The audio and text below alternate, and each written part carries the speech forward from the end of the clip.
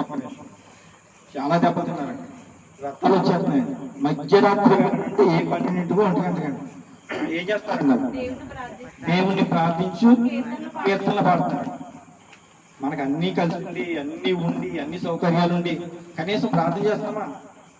కనీసం పాటలు పాడగలుగుతున్నామా?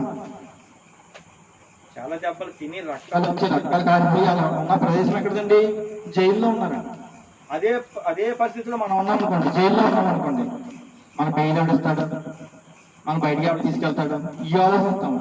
ఆలోచించారండి, ప్రార్థన చేశారండి, పడుకోకుండా 12 గంటలకి 1 గంటకి టైంలో లేచి వాళ్ళిద్దరు దెబ్బలతోటి కాలుగే ఉన్నాయండి, సంఖ్యలతోటి ఉండి కూడా వాళ్ళు ప్రార్థన చేసి పాటలు పాడుతున్నారు. అన్ని ఉండి మనం ఏం చేస్తున్నాం?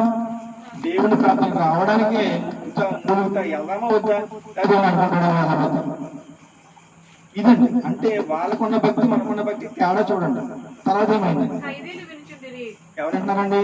వీళ్ళు పాటలు పాడుతుంటే అన్ని అంటే ఏమీ తెలియని వాళ్ళు కూడా విన్నారనమాట అండి. అంటే మనం ఏదో చేసామనుకోండి, పక్క వాళ్ళు కూడా దాన్ని వినాలన్నమాట, ఇలా చేయాలన్నమాట, ఇలా ఉండాలన్నమాట. మన ప్రవర్తన చూసి ఎవరు మారిపోవాలండి? పక్క వాళ్ళు కూడా మారిపోవాలన్నమాట. అంతేగాని మన ప్రవర్తన చూసి ఎవరు మారుతారా? మనమే మారు, పక్క వాళ్ళు కూడా ఎందుకు? రోజు ప్రార్థనకి వెళ్ళినా, ప్రార్థన చేసినా, పాటలు పాడినా, ఎన్ని చేసినా కానీ మన మనసు మార్చుకో, పక్క వాళ్ళు కూడా సంగతి అలా ఉంచు. కానీ ఇక్కడ ఇద్దరు ఏం చేస్తున్నారండి?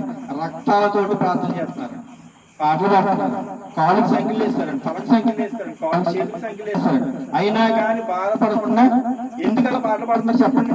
12 గంటలకు 1 గంటలకు పాటలు పాడే పని ఏమనండి? శుభ్రంగా పడుకోవచ్చు కదా. ఎందుకు పాడుతున్నారు ఆ టైంలో? దేవుడి మీద విశ్వాసం అండి వాళ్ళకి. ఎందుకు? దేవుడు పని చేస్తున్నారండి వాళ్ళు.